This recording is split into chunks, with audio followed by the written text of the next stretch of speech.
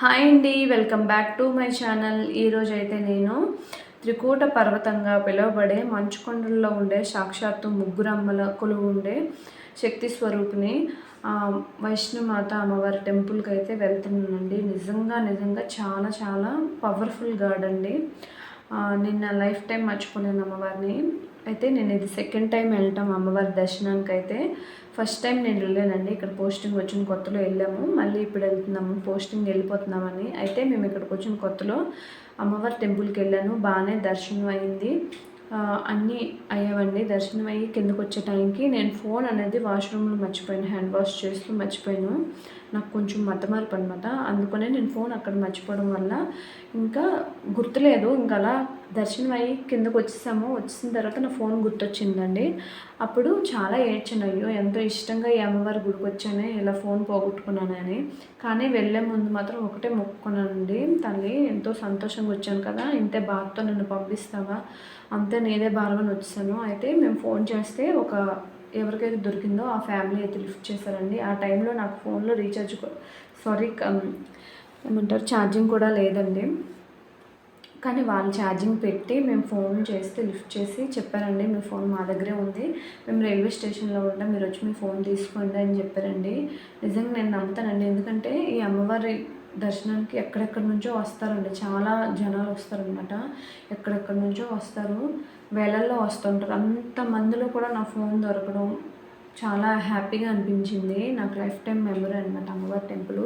ఎప్పుడైనా వైష్ణమాత అంటే నాకు ఆ సిచ్యువేషన్ అలా మైండ్లో ఉండిపోద్ది.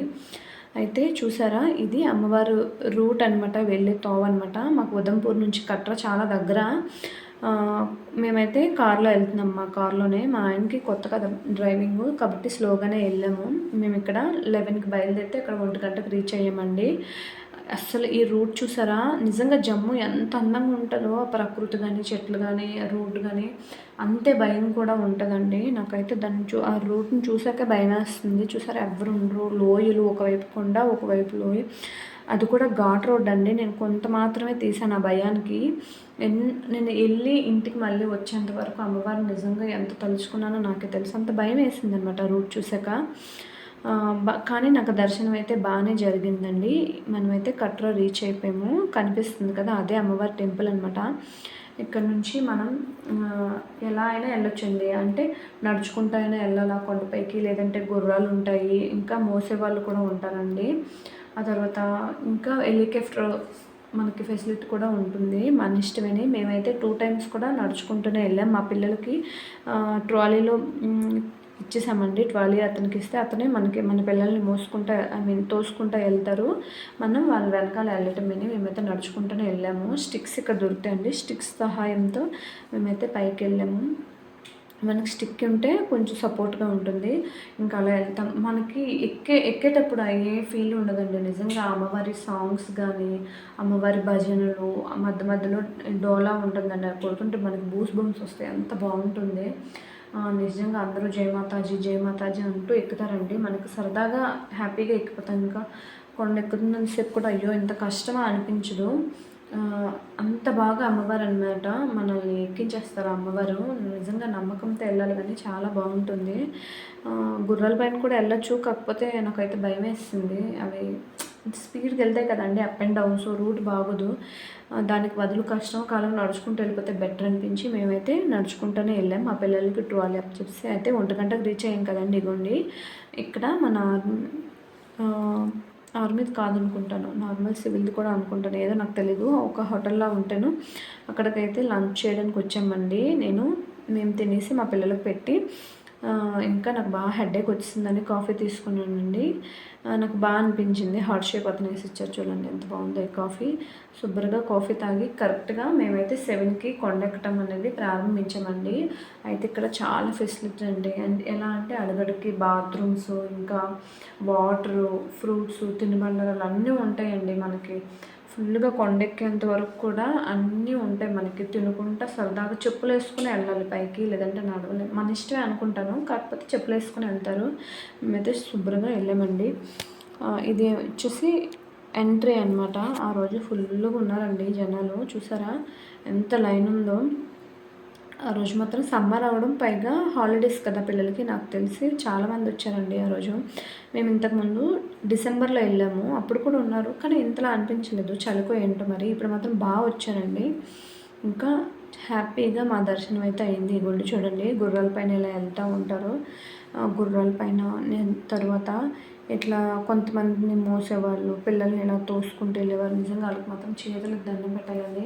ఒక్కసారే మనం వెళ్ళి వస్తేపటికి నేనైతే రెగ్యులరే 3 days లెగలేకపోయాను, కాళ్ళు నొప్పులు అంతలా వచ్చేసాయి. అలాంటిది వాళ్ళకి ఇదే జీవనోపాధి అనమాట, వాళ్ళకి ఇక్కడ వృత్తి ఇదేని. ఇంకా ఫుడ్డు దీనిపైన నడుస్తామంట. వాళ్ళకి ఈ బాడీ పెయిన్స్ రావా, వీళ్ళు మనుషులేనా అనిపిస్తుందండి. ఎందుకంటే వాళ్ళు మోయడం అంత ఆషామాషి కాదు.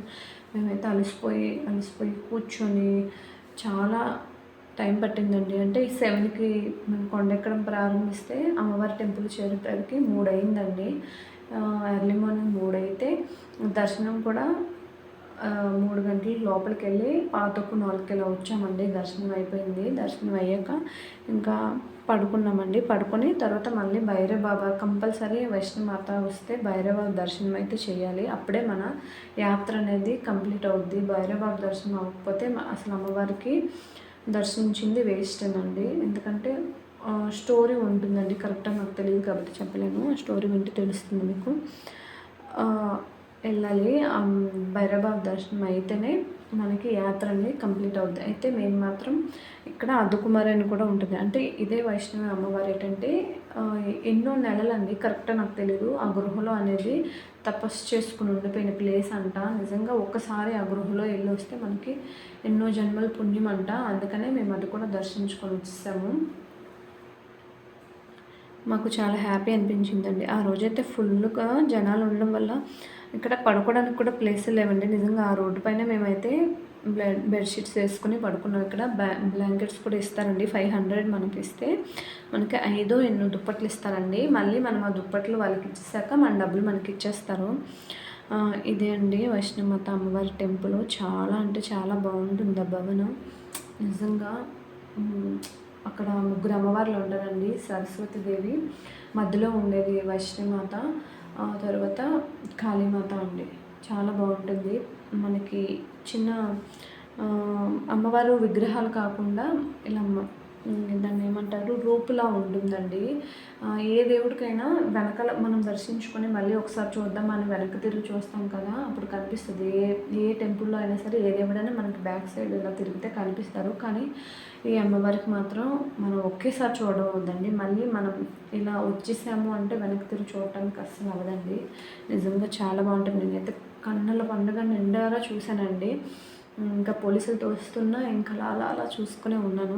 నాకు చాలా అంటే చాలా బాగా నచ్చింది. ఇదేంటంటే ఇక్కడ మన లగేజ్ అనేది బయట ఒక లాకర్ ఉంటుందండి ఆర్మీది, అందులో పెట్టేసి మేము దర్శనానికి వెళ్ళాము. ఫోను అవన్నీ అలౌడ్ ఉండదు కదా. ఇదిగోండి దర్శనం అయ్యి వచ్చేసాక చలి వేస్తుందండి. నిజంగా చాలా చలి ఉంది ఆ కొండపైన. ఇంకా దుప్పట్లు కప్పుకుంటూ అక్కడే పడుకుపోయామండి. ఇంకా ఎర్లీ మార్నింగ్ భైరవబాబు దర్శనానికి వెళ్ళాము. ఇవ్వండి అక్కడ రూట్ వే సదుపాయం కూడా ఉంటుందండి. నడలేము, చాలా ఇంకా కష్టం ఉంటుంది భైరవబాబు నడటానికి. అందుకనే మేము రూట్లోకి వెళ్ళిపోయాము. రూట్ వే ఉంటే సహాయంతో ఇంకా పైకి వెళ్ళిపోయామన్నమాట.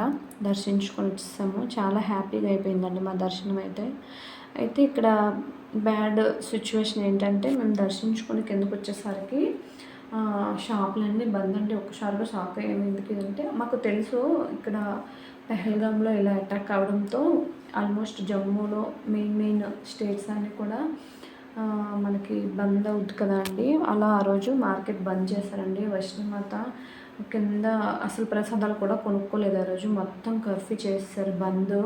మొత్తం ఆర్మీ వాళ్ళు తిరుగుతా అడుగడుక్కి చెకింగ్ అండి. వైష్ణమాతలో 1-2 దగ్గర చెకింగ్, అలాంటిది పూర్తిగా మొత్తం చెకింగ్ చేసుకుంటూ ఉన్నారండి ఆర్మీ వాళ్ళు ఫుల్గా. తర్వాత చిన్నవేమో ఇక్కడ కామనే కదా అనుకున్నాము.